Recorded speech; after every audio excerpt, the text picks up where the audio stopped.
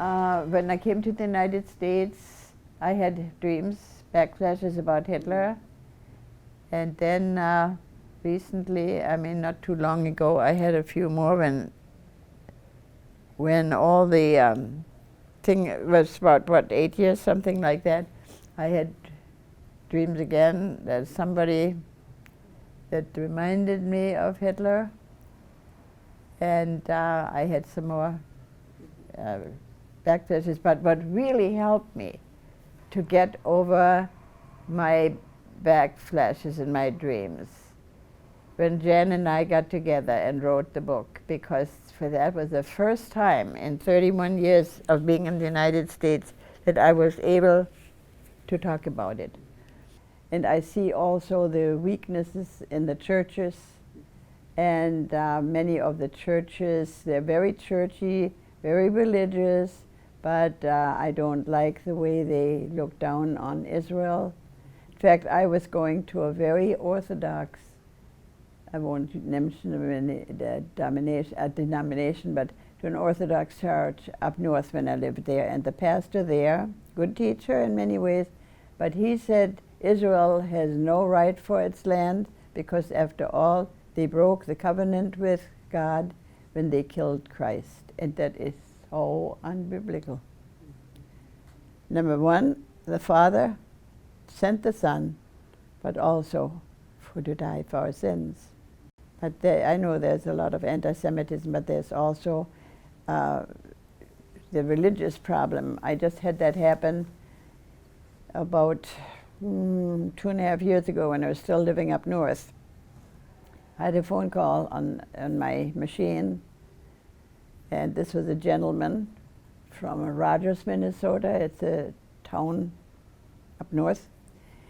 And he wanted to invite me to come back in the fall when the kids come back to speak. And he said there were kids that told him, please call this lady. We have heard her. Call her. We must hear her. Well, finally I got a hold of him, and I said, I feel very honored, and God bless the kids that asked for it. But I said, I want to tell you, because I have to tell them, there is Christ in my message. And there was a stop. Finally he said, well, I'm sorry, can't you just leave Christ out of it and make it a historical presentation? I said, I can't leave Christ of it. I said, he was the center of my life. He was the very one that kept me alive. I went through the most horrible horror for 12.5 years.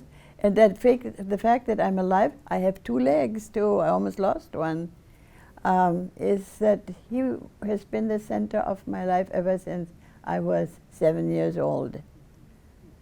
Well, he said, I'm sorry then you can't come and speak. And I said, well, I feel bad for the kids, but I'm grateful that those that recommended me had heard it at a friend's church. Yeah, of course, from the very beginning, Hitler persecuted the Jews. But then he also persecuted the Christians. My life changed abruptly when I was about 5.5 years old. Everything was nice before then. But when I was 5.5 years old, Adolf Hitler came to power. And we all had to register. And we had to register either Jew or Aryan. That's what Hitler named the German race, the master race. And all undesirables had to be eliminated. And at the top of the undesirables were the Jewish people. He hated the Jews with a passion. So these things that we had to fill out, and this was now in first grade, they were sent, copies were sent to school. So pretty soon the teachers knew who the undesirables were. And I remember when we were filling them out, I said to my mom, well, this is Jew and this is Aryan. I'm a little of both. Where do I sign? Well, she said, with the undesirables. I said, you know, I'd rather be there than there, because they're the persecutors and these are the persecuted. And I'd rather be a persecuted. Some teachers, my first grade teacher was nice. He was very kind to me. but second, third, and fourth grade was taught by Fräulein Kinzel. She was a super Nazi. And when she found out who I was, she made life very, very unbearable. And I remember I used to come home and cry and say to my mother, you know, I work hard. She said, that's all you can do. Work extra hard, do everything you're supposed to do. But I said, Mom, she'll degrade me anyway and humiliate me. She says, you have to learn to accept that. Because, Anita, it's not going to get any better. It's going to get much worse. Of course, when I was about 7, Christ came into my life, so I had a lot of help from him to bear what I couldn't change. And I'm grateful that I was so young when he came to my rescue. In fact, Christ came into my life much sooner than in my mother's life. I was 11 when my mother became a Christian. But to Hitler it didn't matter. And after all, he persecuted the Christians too. So whether my mother was Jewish and he was baptized and was a Messianic Jew, or same with me, it didn't matter to him because he persecuted the Christians on the same level. And pastors who would give in to that of course didn't help. But I went to a church finally when I was in my first grade in high school. We were introduced to a pastor of an inner city church in my hometown, and he had a great love for the Jewish people, and he did not give in to the Nazis, no matter the cost. He was already on the blacklist of the Gestapo for his faith that he confessed and that he would not give in to their demands, but then to love Jewish people and invite them to his church. And many of them, including my mother, became Christians. That could have cost him his life, but he, in fact, I found that out not too long ago from somebody up north who brought it up from the computer, that already in 1934 he wrote to Adolf Hitler and said, I do not agree at all what you're doing to the Jewish people, and neither do my colleagues. I mean, that could have cost him his life, but the Lord was merciful. He protected him because my mother needed it so badly. And I was so happy when she became a Christian, because when I told her my conversion on an Easter morning when I was only 7, not quite 7, she said, well, you know, it's just a childish fantasy. I said, no, Mom, it's real. I wish you could feel the same way. Well, when she became a Christian, then she said, I apologize to you that I thought it was a fantasy, because she said, I wished I could have had your faith that early.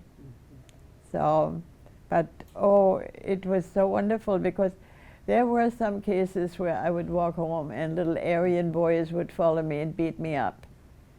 And it was great that the Lord carried me through it all. And he walked with me through the entire Nazi era. And the situations were dreadful sometimes, and I'd come so close to even losing my life. But the Lord wanted me to be alive. And I remember when the Nazis came and picked up my mother to send her to a camp. I was 16 and I was left home alone. My father left us early in the game because he didn't want to be married to a Jewish woman, and he had other problems too, so he disappeared and we didn't know where he was. And it's interesting how God, what he used. I was so sad that I had to move out of that neighborhood where we lived, because it was a beautiful home, I had lots of friends, but he wanted me in another neighborhood, and for a reason, because it was a poorer neighborhood, and there were lots of wonderful, common, ordinary, God-fearing people.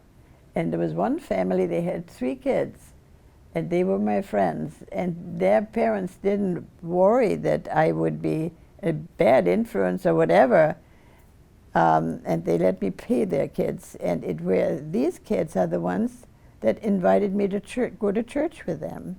And I asked my mother, I said, would you mind if I go to church with them? No, go ahead. And I went to church with them a few months, and then on an Easter morning, when I was not quite 7, that's when Christ came into my heart and my soul. And here, I had to leave this neighborhood because God already picked the kids that would be an influence on me. So it was so great. God bless them, because I needed that so badly. It was so marvelous when it happened, because in this terrible surrounding, all around, when God came in, it gave me a security that I had never ever felt, even during those first 5.5 middle class, wealthy living.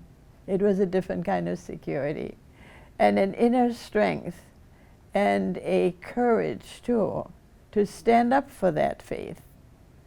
And it was then that wonderful pastor that came into our life. He really taught me what it means not just to use Christ as a good friend and to lean on him, but to really make him the Lord of your life and to follow him.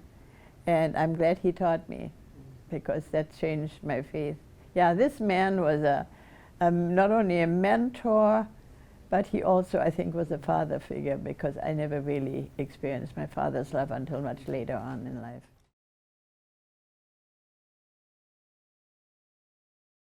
It was exactly the 7th of January, 1944. My mother and I were getting ready. I got to get a clinic. My mother and I were getting ready to go to the factory where we both worked, because I lost my schooling when I was 15, because the Nazis were cleansing our school system of riffraff of myself. And so I was drafted into heavy factory labor, and my mother and I worked there together. Well, when I was 16, one fine morning on the 7th of January, 1944, there was a knock at the apartment building, because we had to move away from our nice little flat in the suburbs to the inner city, where a huge 200-year building was used for having Jews live there. There were 3 stories, and 4 families shared one apartment. Each one resided in one room. It was getting tight squeeze, but we all adjusted to each other's needs. And we saw a lot of people being picked up, and the apartment had lost quite a few residents. And that morning, when we were getting ready to go to work, at the crack of dawn, there was that familiar knock at the front door, and 2 SS men walked in, grabbed my mother, who had opened the door, on the collar of her coat, pushed her back in, and she had to sign a statement that now all the things that belonged to her in that room were now the belonging of the state. And they put red labels on everything, except my bed and my clothes. And they told me that now this belongs to the state, and that the next day the authorities would come and pick it all up. And if I wanted anything back, I would have to purchase it back. Well, on my factory salary, I just barely squeezed by, just buying for transportation and food and lodging. Well, my mother had enough time that morning to give me my father's phone number. My father had returned finally of many years of absence. He had remarried, and of course he was on the side of the Nazis now. And I had gotten in touch with him before, but mother gave me the phone number, and she said, call your dad. He might help you. And he did. He came the next day, and he went to the Gestapo, and I don't want to go into detail on that, but I didn't have to pay, and I could keep the furniture, so that was kind of nice, except my mother's belongings. They took that, but well, I tell you, by the time I was 16, I was very grown up. I left my childhood and my age behind and functioned as an adult, and I did very well. When I found out where they had taken her, she was taken to Theresienstadt in Czechoslovakia.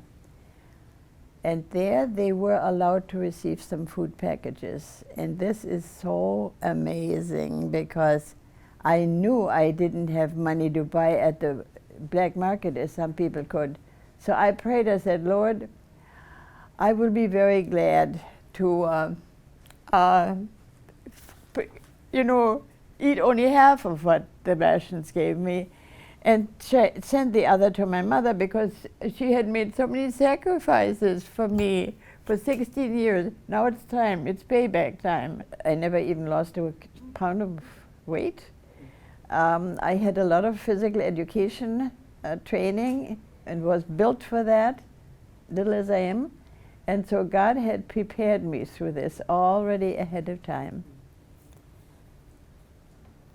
Yeah, my stomach growled at times, but I would always get a little card from my mother, which she would tell me that the things that she had received and thanking me for it, letting me know she received everything, because it was a known factor that sometimes the Nazi guards would help themselves to take food out of those packages. Not that they weren't well fed, but just out of meanness.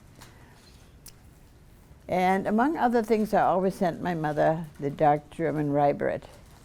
Our German bread is solid as a rock. You could almost sit on it without making a dent into it. And they're very nourishing. But at one point, after I had been alone for about maybe 6.5 months, I woke up one morning and I didn't send my mother that dark German rye bread. I went to the bakery and got toast, Zwieback they called it.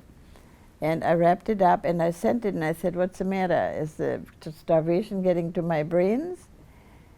Only to find out 10 days later, my mother thanking me for the wonderful package and for the Zwieback. She had contracted dysentery, that's a horrible bowel disease and quite infectious too. And she couldn't tolerate the dark bread, and she had prayed to God that He would be merciful and impress upon me that she needs Zwieback. And I said, what a hotline to heaven. And I received what he had told me. And she finally then recovered, and I started to send the German bread again. She went to camp, she went to her camp on the 7th of January, and I went to another camp, a camp specially made for people with mixed backgrounds. And I left home and on the 10th of August of 1944, 7 months later. But what was so awesome then was that they didn't pick me up. They sent me a writing from the Gestapo that I had to come with just a measly little suitcase or a knapsack full of my belongings, and that I had to meet there the next day on a main railroad station, and we would be sent to an unknown destination. And I thank God that I had time to think, and I prayed, give me a clear vision of what to do for my mother, to let her know that I am going to be gone and I won't provide food for her anymore. But I comforted her. I said, don't worry. Don't worry about anything. I will be all right. And someday soon we will see each other. And I bought a loaf of bread, that dark bread, trimmed off the label and stuck a knife in there to make an indentation. And then I took a note, wrapped it around the knife, and pushed it into the bread, put the label back on, and looked like I'd never touched it. And then when I wrapped it up, before I wrapped it up, I called one of my Aryan friends and asked her if she could come over, because I wouldn't be going the next day. I wouldn't be able to do it. And she came over, but before she came, I had prayed that God would protect that bread, that it wouldn't fall into the hands of a Nazi guard, because if they would have found the note, they would have killed her. And God answered. And 11 months later, I finally found out what happened. The loaf arrived totally covered with a thick layer of fluffy green mold all around the bread. God put it there. Isn't that marvelous? What God can do. I mean, I am so awed. And when I speak, I have a lot of speaking engagements. I always emphasize not just the Holocaust, but what God did and how important it is to trust Him and what a great God we have. And here, a puny piece of loaf of bread. But my mother, when she received the bread, she scraped off all the mold and the bread was in perfect condition, edible. And that's how she found the note. But then when I was in the camp, there was no communication between us anymore, and I couldn't send anything, but I trusted the Lord that He sustained her, and He did. There were only 24 hours left for the gas chambers that would be completed there. In fact, the Nazis forced the male inmates of that camp to build the gas chambers. I said, how sadistic. But just in the nick of time, a representative of the Geneva Red Cross appeared, Mr. Dittman. He knew all about what was happening, but you see, Switzerland was a neutral nation. And he knew what was going on, that the gas chambers were almost completed. So he didn't stay long. He took his Red Cross vehicle and drove away and drove through a fierce battle between the Russians and the Germans. And he came through it and with his flag of surrender, and he pleaded with the head CO or whatever he was that led these troops, pleaded with them, hurry up and save the people. And they did, just in the nick of time. And they even cleaned out a typhoid epidemic, and that saved many people's lives, but many of them died. I ended up in the camp, what I mentioned before, mixed backgrounds. We started out with 300. It was not a camp with a barbed wire fence or anything, but tremendous supervision, and there was no way that anybody could escape. And the head man looked like a pit bull, and he acted like one. The women were housed in a filthy old cow barn that had never been cleaned out, just covered with a fresh layer of straw. And we were given some blankets so we could cover ourselves. Of course, it was August and very hot. And the men lived in a similar situation, only with a horse stable. There were 2 married couples there, but they were not allowed to live with each other, but they were allowed to work with each other. Our work, we were awakened at 4 o'clock in the morning. We were giving some imitation coffee in our little enamel pots, and then they gave us a slice of bread, and then they counted us and recounted us and assaulted us verbally, and then we were loaded up with picks, shovels, and spades, and marched a long ways to come to our workplace. And out in the fields there, the farmers had to give up. We dug ditches that were supposed to be used for tank traps in case the Russians would advance enough to come into the country. But of course Hitler proclaimed to the very last minute that he was going to be winning, and of course he didn't.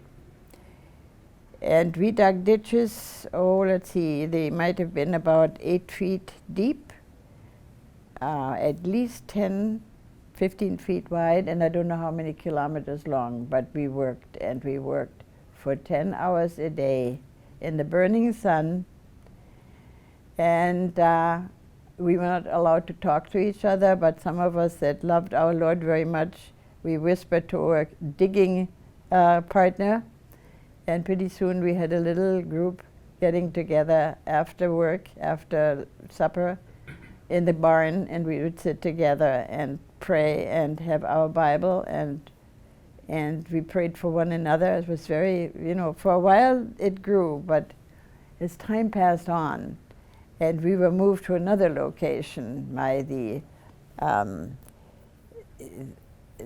left the ditches behind, and the new place, now it was winter, and we had to suffer the consequences of the winter weather. The climate where I come from the east, is similar to Minnesota. There we worked in the woods, and we would get wet from the snow, and then when we got back to our abode, which was not a barn this time, but not much better, we couldn't dry our clothes when we had to put the wet clothes on and wear it the next day, and it was not a very healthy environment, of course. It meant people succumbed with disease and bladder problems and kidney problems, and ultimately the conditions were not good, so we contracted head lice from one another. But it was around, short before Christmas, we got the news that when our work was completed, we would be shipped to Auschwitz. So no matter how many lice crawled on our heads, no matter how cold it was, we just thank God that we were still not in Auschwitz.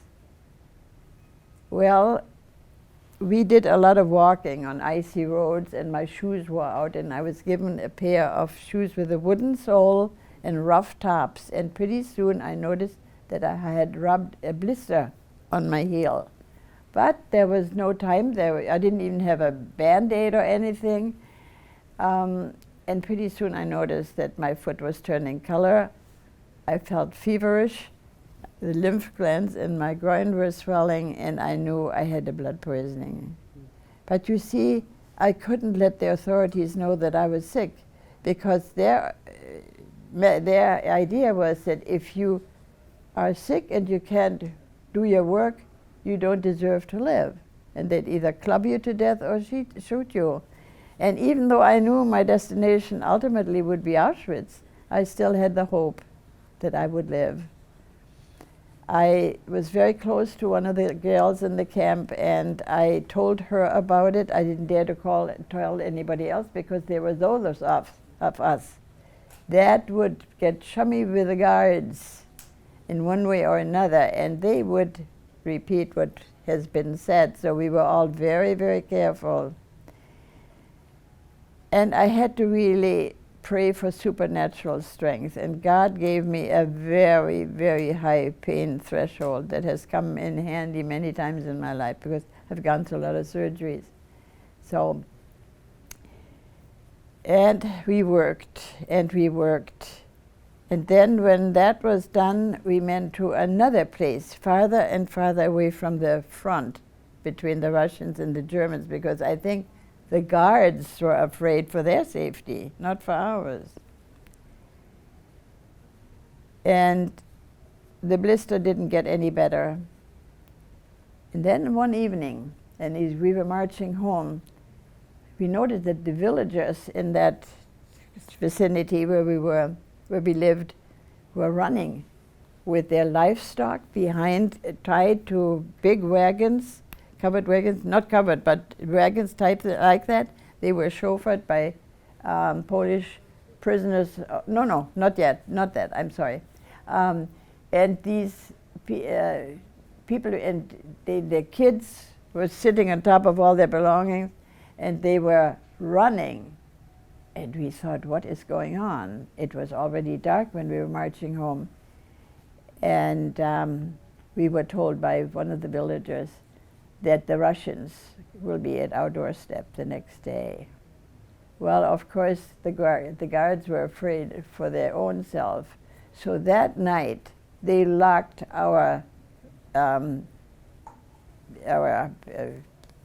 abode, I should say. We were sleeping on cement with nothing under it, And the men were across the road there. and we noticed that there was no way to escape. But through little windows we saw our guides marching around, carrying bayonets and rifles over their shoulder. And we didn't know what was awaiting us. So the next morning we were very harshly yelled at and got up and dressed and picked up our little knapsacks and stood in formation. And we were loaded, the women were all loaded on horse-drawn wagons that were chauffeured by Polish prisoners of war that worked in German farms. And we were whisked off. And I was so glad that I didn't have to walk, because I got to a point where I couldn't walk anymore. And that morning, and I'm going to cut it real short, it tells it in detail in the book. That morning the Lord helped us to escape. We had prayed during the night. There were 5 of us that were immensely close to each other, and we prayed and he said, Lord, if it is your will that we should live, then please help us to escape. And he helped us, and it was so amazing. Only a God like ours could devise, and you'll be able to read it. Well, when we were far away from our persecutors, through the help of angels in human form, 2 girls went one way, and the 3 of us went, and we found refuge in the home of the in-laws of that one girl. That's the one that had to leave her husband behind. And there I was finally coming to a head with my infection, and I had to be hospitalized, and all hospitals were run by Nazis. I remember my friends put me in 2 little kiddie carts and hauled me to the hospital. And a nurse received me, and I knew right away she was Nazi because she wore the pin, the party pin, and she greeted us with a Heil Hitler. And of course, I was blessed with long blonde hair, and looks, my father's side of the family. And she was very friendly to me, and my friends finally had to leave.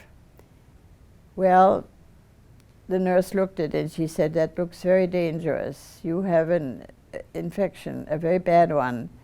And we don't have any antibiotics because they're all at the battlefront, but we'll see what we can do. And she took me into a room, and I undressed, and I got into a nice, I didn't even know what it was like sleeping in the bed anymore. But she said, it's hard to get a doctor right away. You have to be patient because doctors, most of them are at the battlefront, so we are understaffed and overcrowded. And I was there for about a week, and my temperature was going higher, and my foot was throbbing. And finally the doctor came one day, lovely lady. And she looked at it, she said, oh my God, this is awful. We have to drill holes into your foot since we don't have antibiotics. And we have an ointment, she said, that we'll put on there and try to get the pus out. So they drilled holes in my foot. And of course I had to go under an anesthesia, and it was this nurse that gave me the anesthesia. And when I woke up, I felt the pain, of course. I heard the nurse, that nasty Nazi nurse, saying to the doctor, Doctor, that little girl sure talked a lot. And I thought, oh my Lord, what did I say? And I found out instantly, because her niceness turned into absolute cruelty and sadistic pleasure to infect my leg further, because she wanted to win the medal and the praise from Hitler for killing a Jew. You see, there was a medal and an honor for every Jew, for every Nazi that would kill a Jew. And she did it in a very, very sly way. She would permit unsanitary conditions, and I had to have a second surgery where they drilled more holes in there. And I know the doctor was not a Nazi. I mean, if she was, she wouldn't have operated on me. She would have let me die. But she tried to do everything, and of course she had to be careful, because if the nurse found out that she is a Jew sympathizer, she could have turned her into the Gestapo, so she was very careful. Well, yeah, I had a second surgery. And then all of a sudden I noticed one day that there was a lump forming in my inside of my thigh. And I knew that the infection had gone further up. And the nurse knew too. So the doctor came and she said, well, we have to operate again. So this was my third surgery. And of course there was a big open wound which gave the nurse ample opportunity to perform her dirty work, and literally. And I often talk about it to women's groups, but since I'm being recorded, I better not tell you what she did. But it was so gross what she did. And all the pus ran into the open wound, and I mean, all the stuff that she used ran into an open wound and caused more infection. And another lump formed right above the knee. And she tried desperately to keep the doctor from seeing me. Well, my girlfriend went to the doctor at night, and she went to the doctor and she begged, please come and see my friend. I think my friend is dying. And the doctor had no idea, because the nurse told her that, you know, I was doing fine. And when she came and saw what was happening, she very cleverly gave that nurse another position in the hospital. It was a huge hospital with several buildings, so that she took her away from me. But she had to be careful again. And that new job was more prestige and a little bit more green stuff.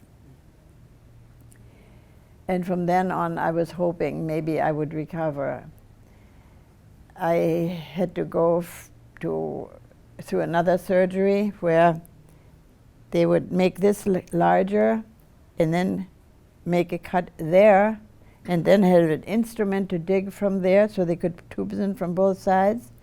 But they gave me very little hope that they could keep my leg. They would do what they could, but they were digging so close to a main, I think it was the aorta, I'm not sure, and that would lead to the heart. And if they would nick that, then the leg would have to come off right by the hip. And I was 17 then, and I remember the night before I prayed, I said, Lord, I know for vanity's sake I don't like it, but I said, Lord, I need my legs. I want to find my mother again. And I said, Lord, please be with me. Please help me to keep my leg. And he did. When I woke up, I had tremendous pain, of course. And there was no pain medication either. And I remember my aunt, the nurse, one of my mother's sisters was a nurse, and she would tell me about anesthesias and so forth. And anesthesia has a tendency to sometimes for people to speak from their subconsciousness, and they had no control over it. And that's what happened to me. So I was so amazed when I woke up. I just thank God for the pain. And I thought, well, it could be phantom pain. That's why my aunt used to tell me. But I saw my toes wiggle, and I knew it's the whole leg. And I said, God Almighty, I thank you. I thank you with all my heart. And from then on, since that nurse wasn't there anymore, there was no interference in my progress, and I started healing some. But I remember my girlfriend, my best friend, came to me, and she looked at them and unwrapped it, and she said, Anita, it looks so awful. And she said, why did God do that to you? I said, God didn't do that. People did.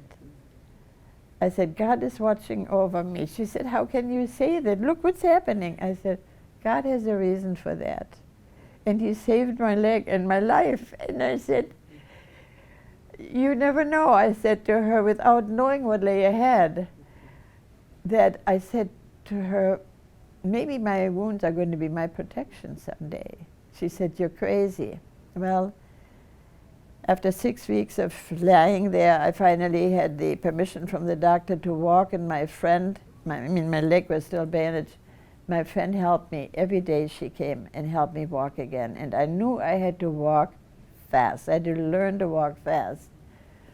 Well, the fourth day, after she had started to teach me to walk. The sirens howled, and the Russians had come to town.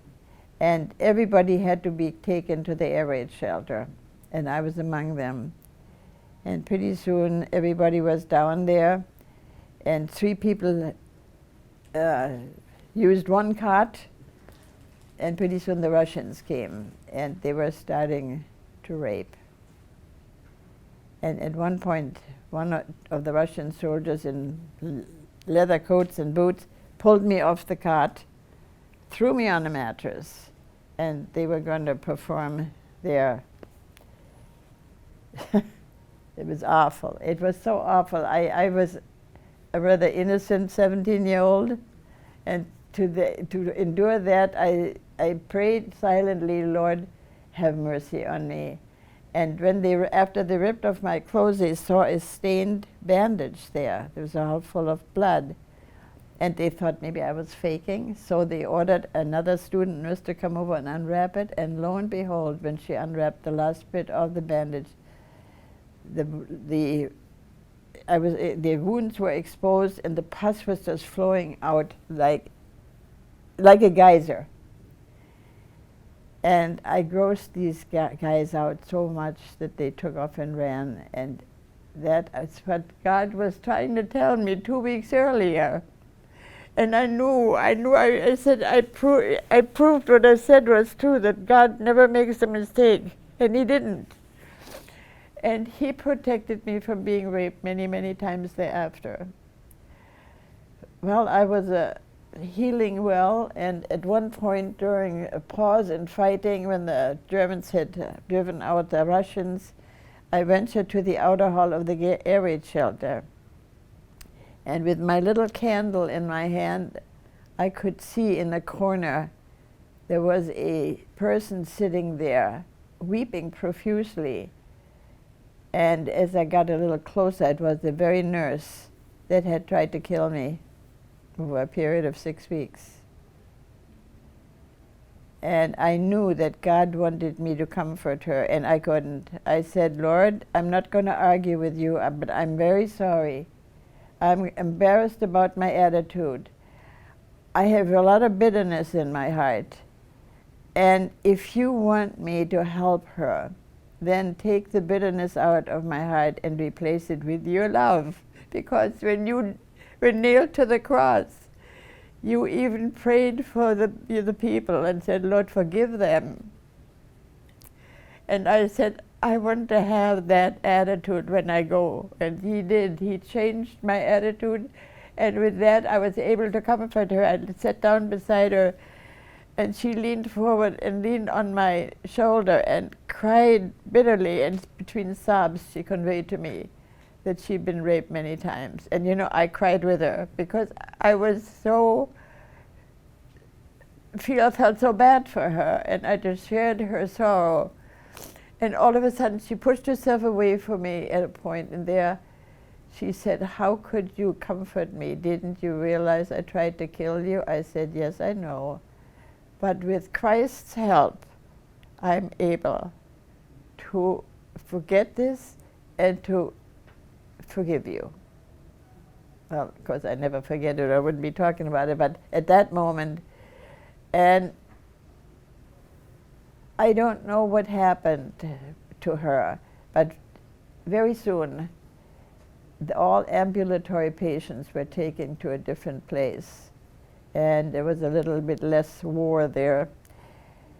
And it was about the 3rd week in April. I'd been there now for almost 8 weeks. I was told by the doctors, we need your bed. We are, there's so many wounded people that are constantly coming in here, and you have to go home.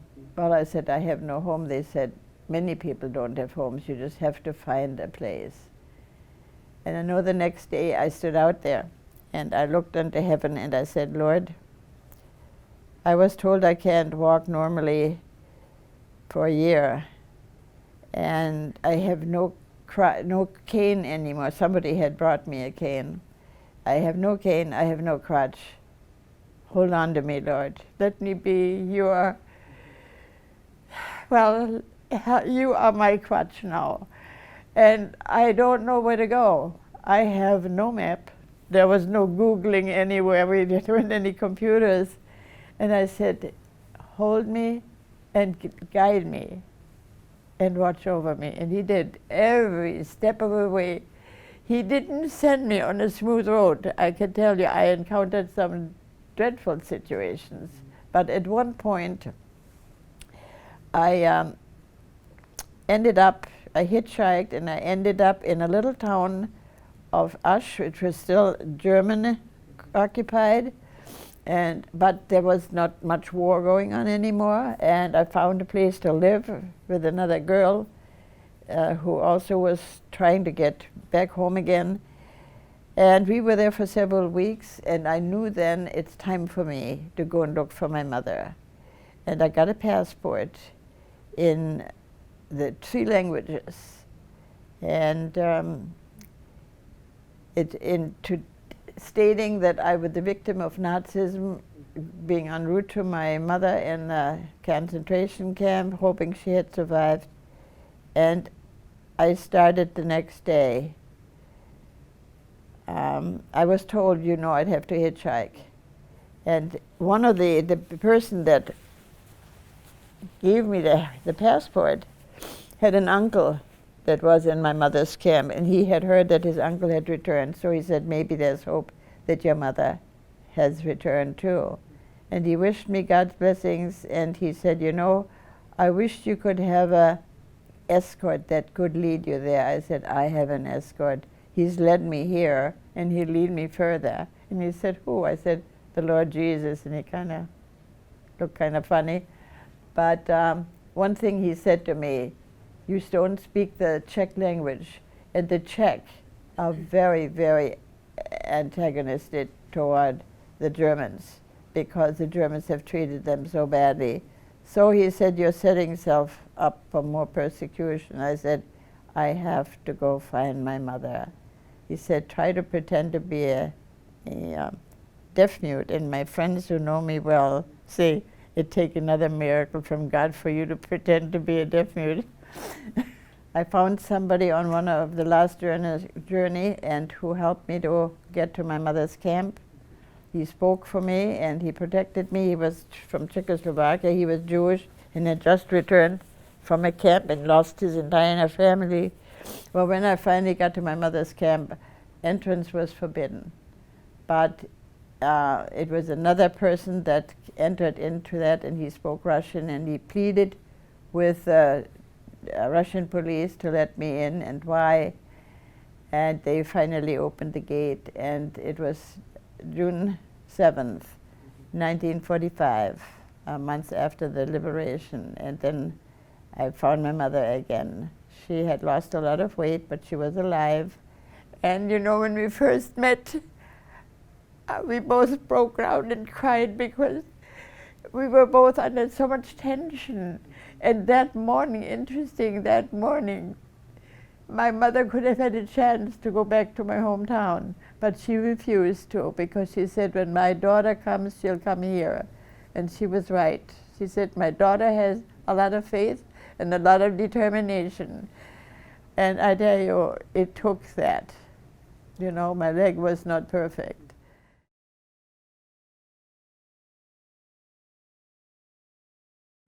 Our churches are so lukewarm, and there really isn't a lot of Bible study either. And of course, there is a lot of anti-Semitism in the churches too. They don't think that that Jews deserve the country because, after all, as my pastor up north said, after all, they forfeited the covenant that they had with God when they killed Christ, and that is not true. When the Father sent the Son down to earth, he was destined to die for us. What we know is study the book. It's a textbook, and study it well because that's how God is talking. And don't liberalize it either. Stick to it from the, you know, what it says. And that's how we get to know God. And pray. And also keep your eyes open, because I told them enough of what happened. Keep your eyes open, because we don't want to have a repetition of it. And if we don't stay close to the Lord, and if we don't stand up boldly for our faith, and I say that to young people too, you may be losing a lot of friends if you do, but they're unimportant compared to the faith in the Lord. And that is the most important thing. And stand up for it. Don't give in.